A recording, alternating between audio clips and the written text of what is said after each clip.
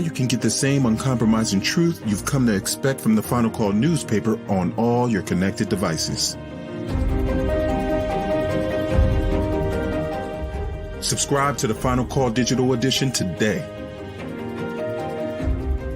Go to subscribe.finalcalldigital.com.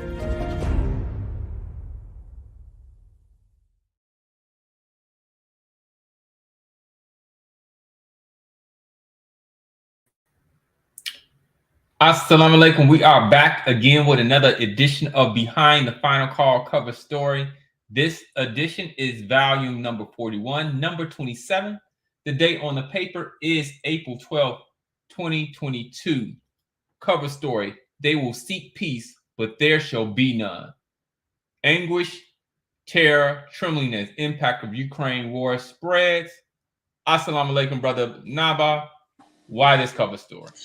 Well, walaikum salam, brother Troy. I think again, as I said last week and probably the previous week, there's probably no bigger story in terms of what is happening right now, even though there's other suffering that certainly needs to be covered.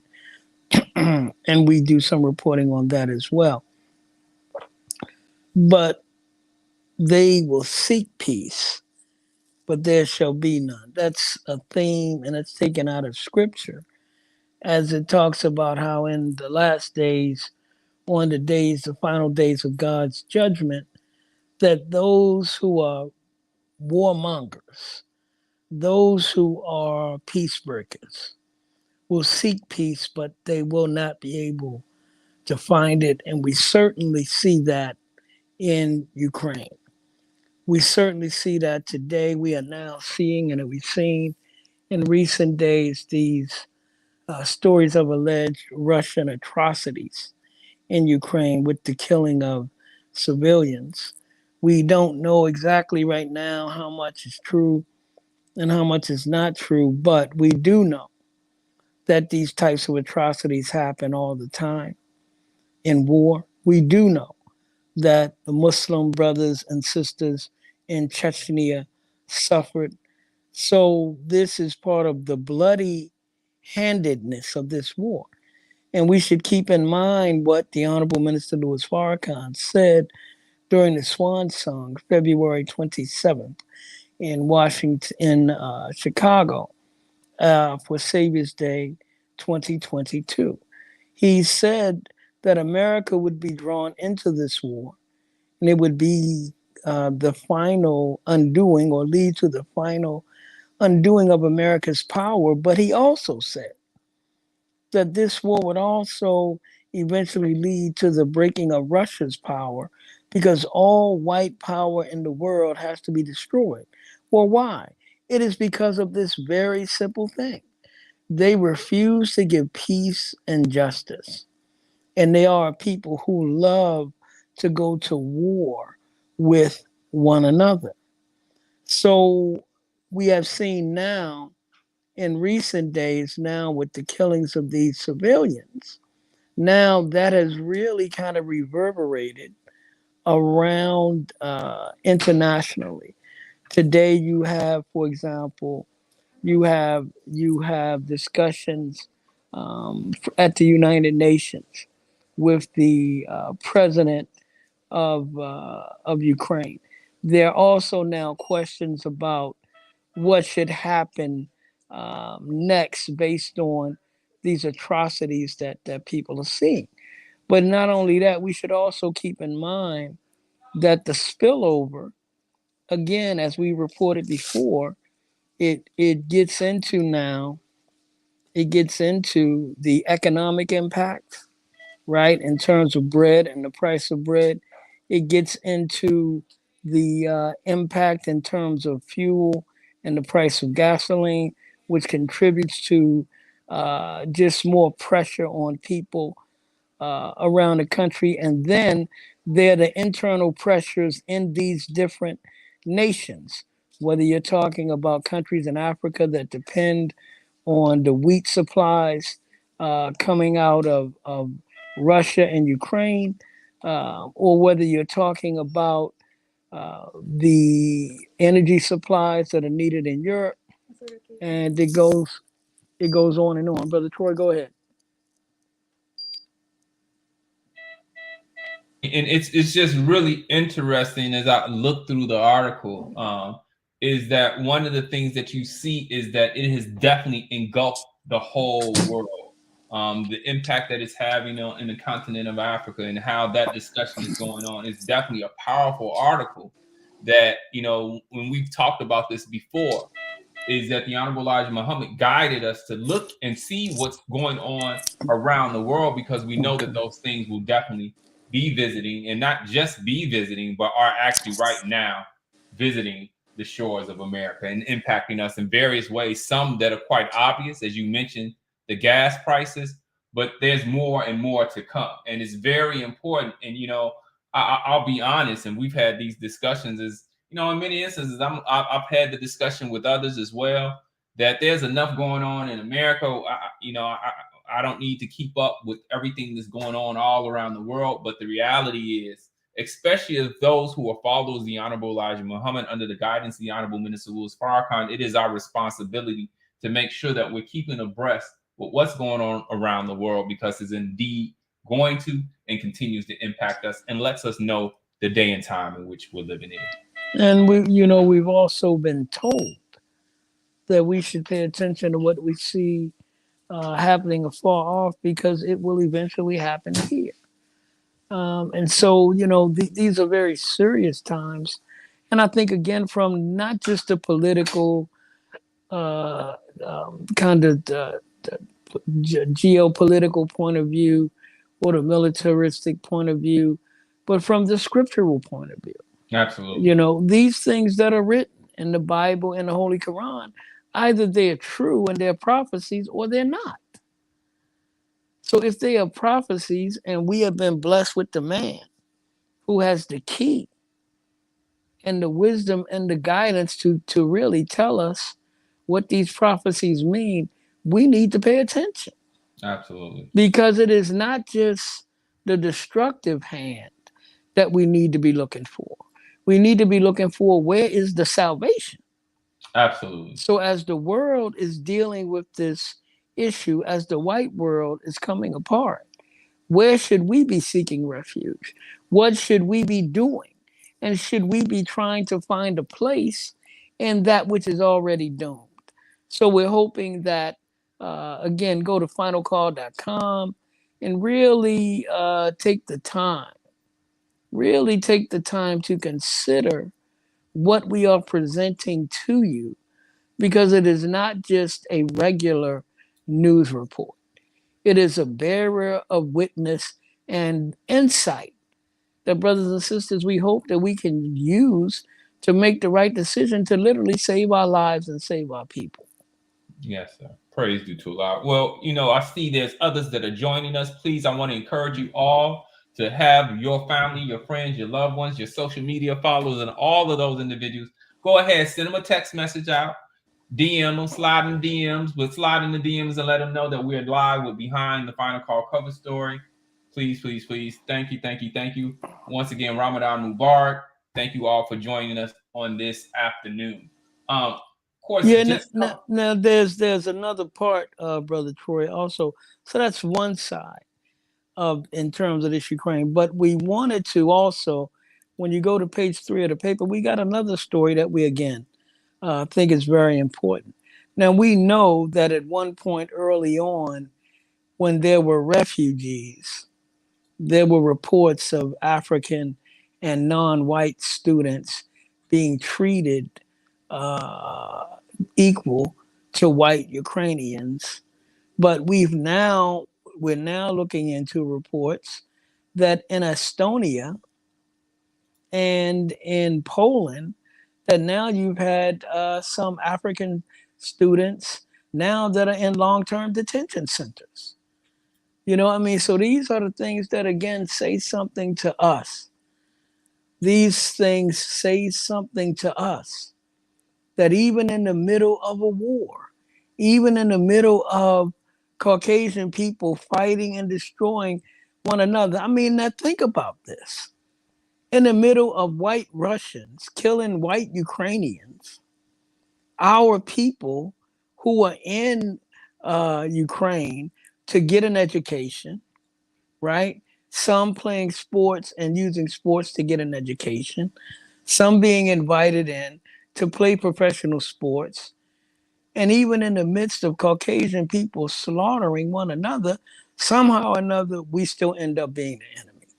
So we hope that you'll read that story as well by Anisa Muhammad. Praise you to Allah. Thank you, thank you.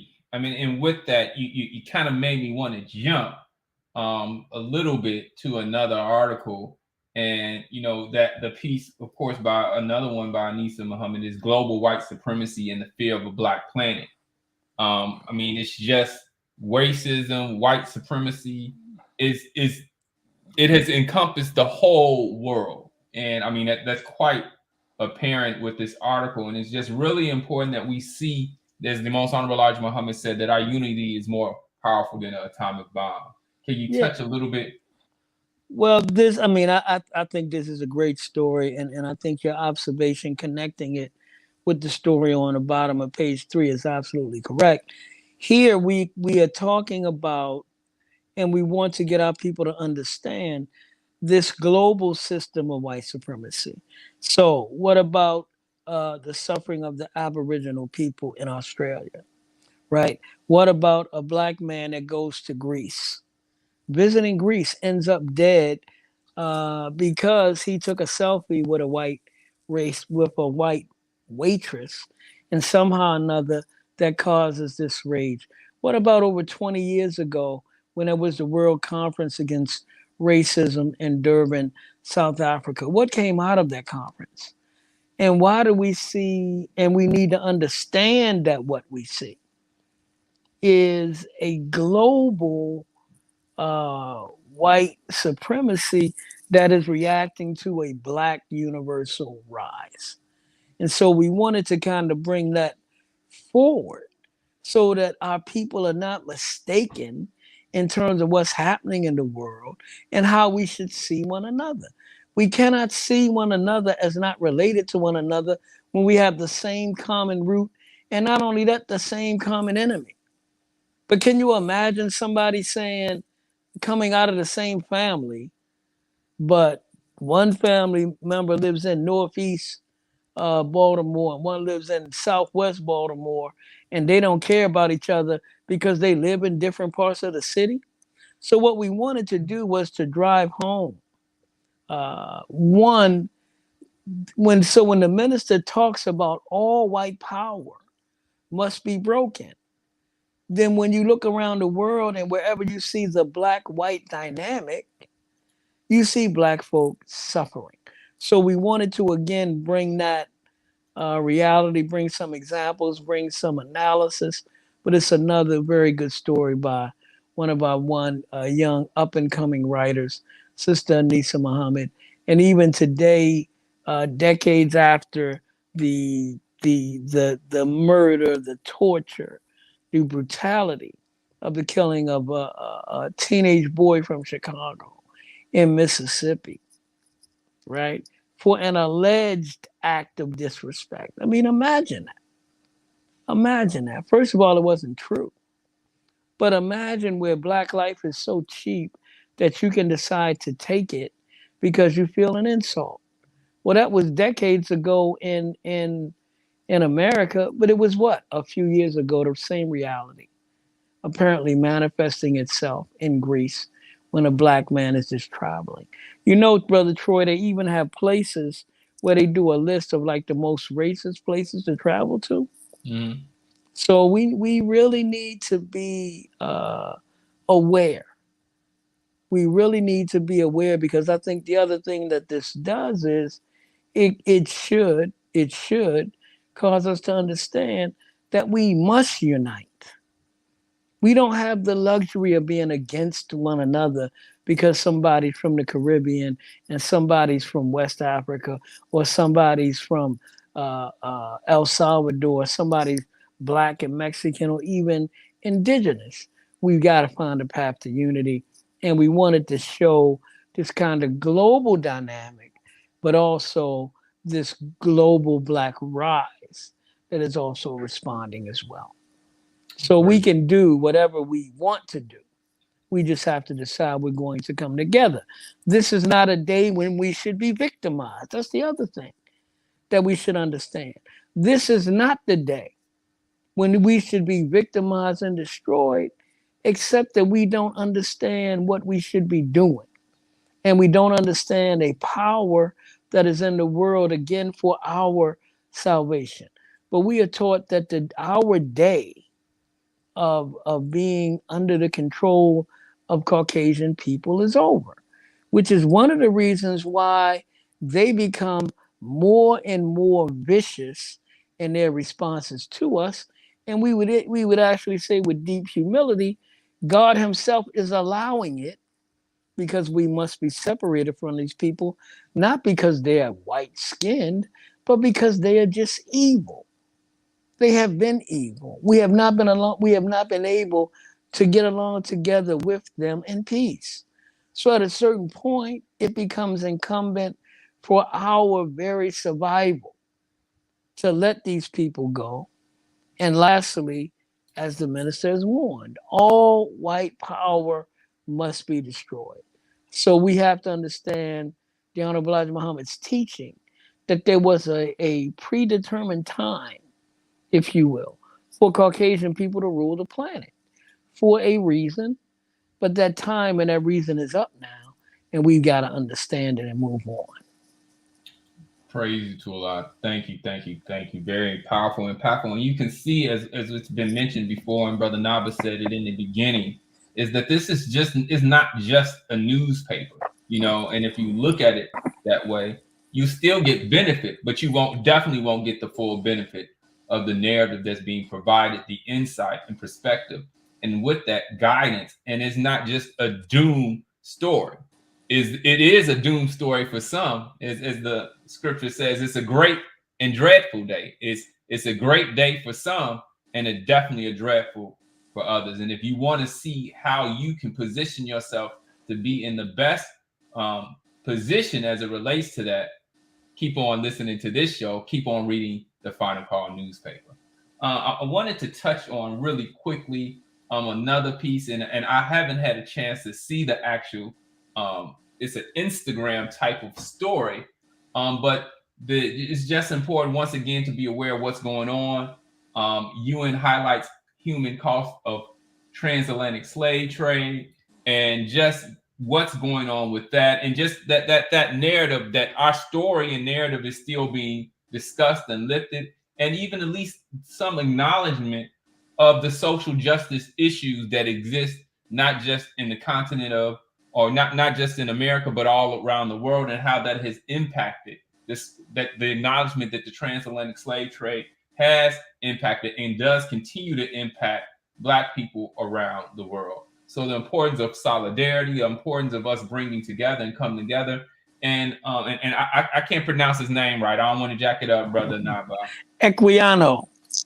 Is Equiano's stories, and it's actually a narrative that's kind of displayed via Instagram, and inshallah, I guess it was put together in combination with the Disable Museum, and I don't have the other one piece here, but definitely you want to check it out. And by the end of, actually, I think I have the link right here. I'll put the link or the handle for the Instagram you might want to check out.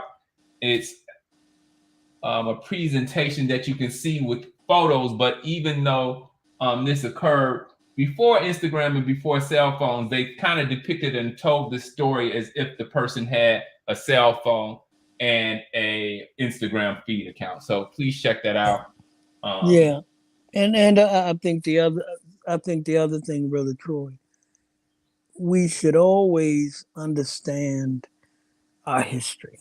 Yes, sir. We should always understand, and when you read this piece, you'll also hear something about the resistance, those who fought. Mm-hmm. And I think it's very important for us to not just, as folks tell us, we'll just get over it and move on. No, you don't move on from such a traumatic experience that still has repercussions today, social repercussions, even physical and cellular repercussions. When we talk about things like epigenetics, Yes, sir. where trauma and harm can literally be embedded into cells and under certain circumstances can produce health effects, mental effects. I mean, that's a real thing. That's a real scientific reality. Not to mention the vast economic, um, the vast economic prowess that America achieved and others. Europe being built on the backs of our people. And while Europe was being built on the backs of our people with the transatlantic slave trade, Africa was being destroyed at the same time. Yes, sir. And then you had a colonial period. Now you enter the neo-colonial period. Now you're into the corporate colonial period. But there are people who have been benefiting from almost the whole 400-year or more, actually, life of the transatlantic slave trade. We can never forget that. We have to understand how these places evolved. So we don't just think that somehow or another somebody did a great work in these great empires in America and the UK and Spain and Portugal and all of these places in France. Name one, pick one, and you'll see at the root of it Black bodies used to build it and Black bodies suffering in these very places today that their bodies were used to build yesterday. So we just wanted to connect all of that. And of course, the UN recently celebrated also World Day Against Racism. So we just wanted to highlight these things so that we never feel that we are just some isolated little people over here in the corner. We are the original people of the planet.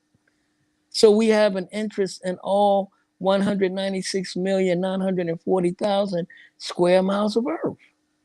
And we should understand that and we should claim that. Yes, praise due to Allah.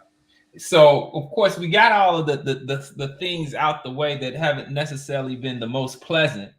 But once again, I have to say Ramadan Mubarak. You still can allow those who have not joined us, go ahead and let them know we're on. I want to thank those who are faithful supporters. Of course, I see Brother Lewis. I see our Brother James. I see Brother Sister Gregory. Rachel, Sister Lisa. I want to thank all of those who constantly support, and please like and share. And once again, Ramadan Mubarak. So I want to take you to the page 2 of the article of the paper. Minister Louis Farrakhan delivers timely message to the Muslim world. And Brother Naba, before you touch on this article, for those who may be joining us and don't know what Ramadan is, can you give them a short snippet of what that Absolutely. is? Well, Ramadan is an annual observance of of a billion Muslims all over the planet. It is a month of fasting and prayer, a very spiritual month. It is a month devoted especially to these higher spiritual values and devoted especially to focusing on Allah, focusing on prayer, and focusing on peace. So basically, it takes the elements of Muslim life that you practice on a daily basis. But for 30 days, it gives you a very intense focus. So you're not to eat during the daylight hours. You're not to have intimate relations with your spouse during the daylight hours. Um, and then you're supposed to read the Islamic book of scripture and complete it in 30 days. There's also to be a much even more intense focus on the doing of good, a more intense focus on making peace. So no arguments are allowed during this 30-day period. No vain discourse should we be engaged in, but we should be really dealing on a higher spiritual level and a higher level of interaction, as the minister said, that hopefully this Ramadan would bring us closer to Allah and closer to one another. The other thing is that, the God is so merciful that if you're sick or on a journey and you can't fast, there are other things you can do. You can feed the poor in expiation of your inability to fast. So it's a very beautiful, beautiful, beautiful time. And you would think that, Muslims would not look forward to it. But as the minister talked about, and he spoke as the Ramadan prayer line, which is a program that's essentially run every year by the Nation of Islam. And so you get the opportunity to hear it most often begins with Minister Farrakhan speaking to open the 30 days. So the Ramadan prayer line, 30 days, you have Muslim scholars and Muslim believers and writers and authors and activists that come on and they share something. And they're from all kinds of different communities. So all of that strengthens the faith, right? All of that brings us together as the world would like to bring us apart. And when you look at Yemen, when you look at Afghanistan, when you look at Syria, when you look at what was done in Iraq, when you look at, I think I already said Yemen, you look at so many different places where Muslims are fighting and killing one another. But here we are in America, able to enjoy a peaceful Ramadan, and not just a peaceful Ramadan in symbolic terms, but a peaceful Ramadan in actual terms. Because we are now speaking with one another. We're now learning from one another.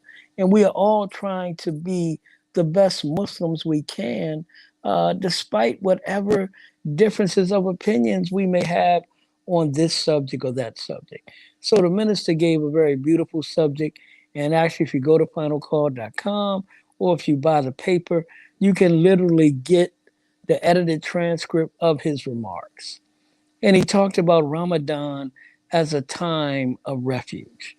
He talked about Ramadan as a time, and you'll find the article on page 20 of the paper. He talked about Ramadan as this very beautiful time and the purpose of Ramadan, not as a weight loss method, but there's a weight that we need to lose. It ain't the physical weight, but rather it is the weight that we carry from being born, raised, and shaped in a society full of iniquity. So, I mean, you got to read it. You got to, if you go to Ramadan Prayer Line, if you go online, you can actually listen to the audio he spoke the first day for Ramadan 2022. So it's a very beautiful message. As you can see, this article is not extremely long, but it's power packed.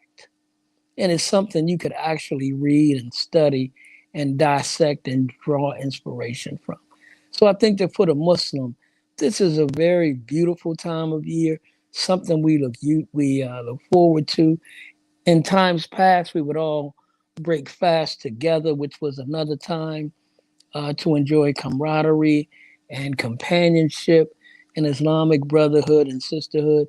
So I don't know how much of that we'll be doing still in the age of COVID, but still a very beautiful, beautiful time of peace, refuge, and renewal. Praise you to Allah. And you can see right there in the chat, you should see the link to the Ramadan prayer line, so that you can actually do multiple things. You can hear the words of the Honorable Minister Louis Farrakhan. You can hear the other individuals who have spoken at this point in time, and is Imam Siraj, as well as Dr. Sophia Shabazz from Top of the Clock, who delivered words this morning. But in addition to that, you can actually donate and help to support a program of those who have helped to organize it. That last year, I think, may have been the first year, but they one of the principles that Brother Naba mentioned is, of course, as Muslims, none of the things that we do during Ramadan are things that we shouldn't be doing all year round. Muslim followers of the Honorable Elijah Muhammad, under the guidance of the Honorable Minister Louis Farrakhan, we fast once a month. And actually, our dietary law, the prescribed dietary law that we're given, which is 1 meal a day, resembles a lot in terms of what we do during Ramadan, with the exclusion of us drinking during the daylight hours and a shift in time. Of course, the time in which we break our fast is a little later. But in addition to that, is that we want to help those who are less fortunate. And so I would um, suggest that you check out Ramadan Prayer Line, and gives you the number so that you can call in. And if you want to listen live with believers and Muslims from all over the world, literally, you can find those dial-in numbers there, as well as listen to the replay. And in addition to that, you can actually donate to a program that they have, the Ramadan Relief um, program, which you can get more information from going to ramadanprayerline.com. I think we basically covered everything. Of course, we can't. I want to touch, and I didn't get a chance to really look at the editorial from our national Yeah. Imam Sultan. Well, that's definitely a special editorial we're running. And again, it's about Ramadan and it's about understanding the principles of Ramadan. So that's definitely a piece that we'd like for you to read. We have our own student national imam who does really such a great job of bringing together what is often seen as traditional scholarship or historical scholarship with the teachings of the Honorable Elijah Muhammad.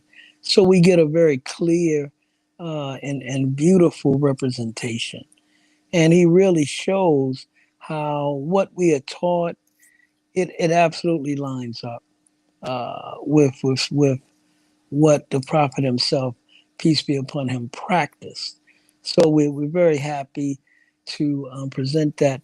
Also, we got an article by the Honorable Elijah Muhammad that I think is also very fitting because it talks about light.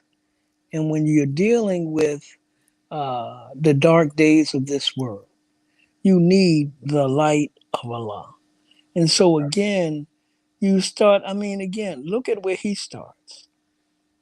I say, I seek refuge in the Lord of the dawn. So, brothers and sisters, this is such a beautiful teaching, such a beautiful Islamic teaching brought right up, not that doesn't keep you in yesterday, but brings you right into what is happening today so that your faith it's a living faith. It's a relevant faith. It's a faith that can carry you through the very trials of life that you're facing and offer you the path and the way to success. So, of course, then we got our international section as well, but we've also got further in the back, I think pages 30, 31. We've also got some other very good features, and we're being blessed with those features. One, page 30, we got Sister Saudia, who is skilled, licensed, and fully qualified in the field of counseling and therapy. And she writes about what is therapy, right? To give us some information. Then we're blessed to show just a little snapshot, of Muslim women in the community serving our people, and just showing leadership roles. This other article under our sister space section, or part of our sister space section. Very proud of Sister Naima Muhammad, who is a gymnast. But this sister has really been groundbreaking. And generally with the gymnasts, they have you kind of see their bodies, and they have the bikini cut outfits. Well, this sister has, from the time she pretty much started, has been wearing something so that she's not exposed as a Muslim woman. and now she's a young woman. She's doing great in college, comes out of a very beautiful family. But we wanted to just again show you the beauty, not just the physical beauty, but the spiritual beauty, the beauty of faith, the beauty of talent. And beauty is not to be consumed or devoured. Beauty is just to be admired. It's like if you look at a beautiful painting, or if you read a beautiful poem, or you see a beautiful piece of sculpture. You don't want to consume it like an animal. What you want to do, you want to admire it. You want to appreciate what Allah has given. And this sister has been given an abundance of talent, and an abundance of spirit along with her family. And we just wanted to, and we're grateful that we've had the opportunity to present her story. And you can see from the headline, we're not compromising what we know to be right. The other thing is that this Sister Naima, is on the cutting edge of a movement, because if you watch, if you know about gymnastics, you know that over the last few years, you've now word has come out about these major championship young children really being abused, right? Being abused. So now you've got, and being kind of sexually exploited. Now you got a whole backlash among from some of the female athletes who don't want to be sexualized. They want to perform. They want to show the beauty of their art. They want to show the great athleticism that they've been blessed with, but they don't want to be looked at like pieces of meat. So you even had the Germans women's team, the last Olympics, that actually came out in unitards. So we have a sister, a model, young Muslim woman. I mean, just very beautiful all the way around. Great family. We're very proud to tell her story. Praise to Allah. Thank you, thank you, thank you, Brother Nab. Of course, as usual, we did not. I know we gave a lot in less than 40 minutes, but guess what? We didn't give it all to you. So we encourage you to make sure that you go and check out the paper, and you can go get your digital edition. Subscribe to the digital edition by going to finalcalldigital.com. When you see the brothers out in the street and in the community, support them. Support, and don't say, well, I watched Behind the Final Call cover story. I don't need to get the paper anymore. I heard it all. You didn't. You really did. But make sure you go out, and for multiple reasons, of course, as we explained, that you're being provided divine light and guidance on the day and time in which you're living in. Provide that for yourself, but also just in the spirit of supporting a cause that is helping our community and helping to improve our community.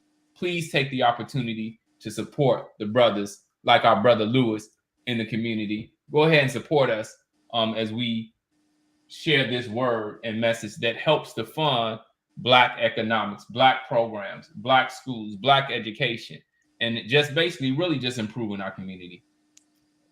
So make sure you do that. Go and get your digital edition of the Final Call newspaper. If you have not already taken the opportunity to hear the Honorable Minister Louis Farrakhan's Savior's Day address, the Swan Song, you can check that out by going to noi.org/SD2022. And not only can you get it in English, but you can get it in French, you can get it in Haitian Creole, you can get it in Arabic.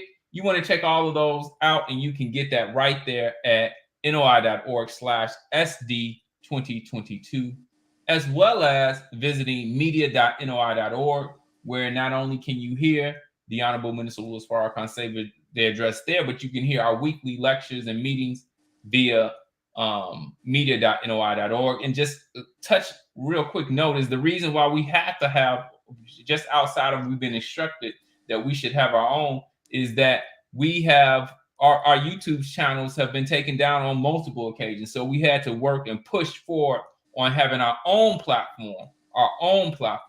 So check us out, media.noi.org, where you can see the weekly lectures of the representatives of the Honorable Minister Louis Farrakhan, represented right there, as well as many other lectures and interviews and thus forth. But make sure, if you haven't already done so, and even if you have, the minister keeps on referencing it. His student ministers keep on referencing it.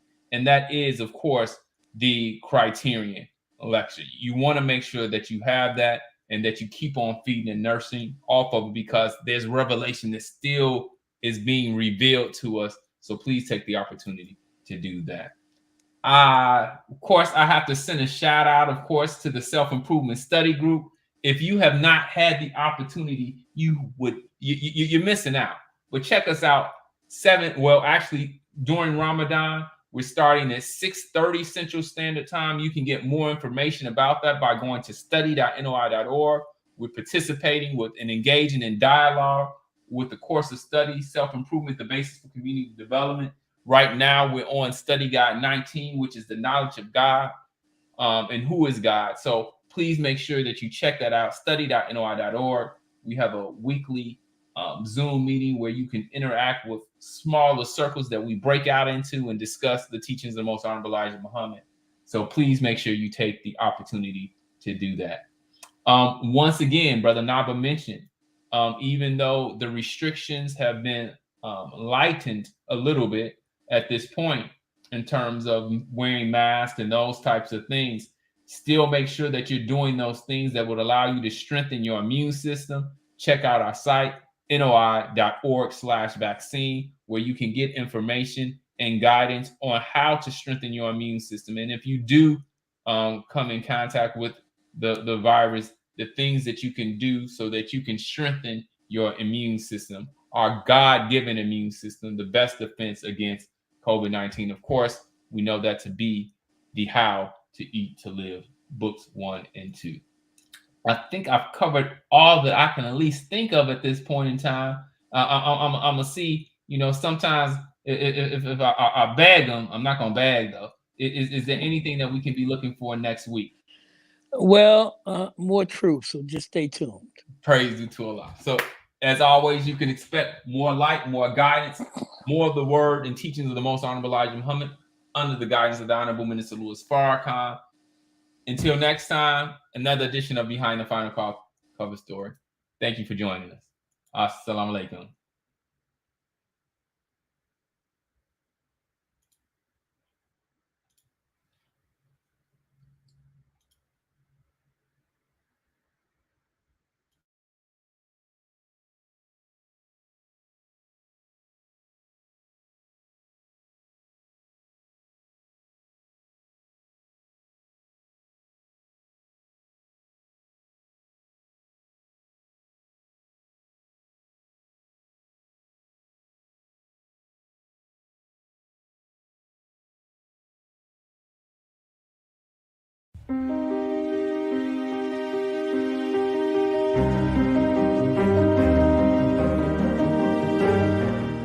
Now you can get the same uncompromising truth you've come to expect from the Final Call newspaper on all your connected devices. Subscribe to the Final Call Digital Edition today. Go to subscribe.finalcalldigital.com.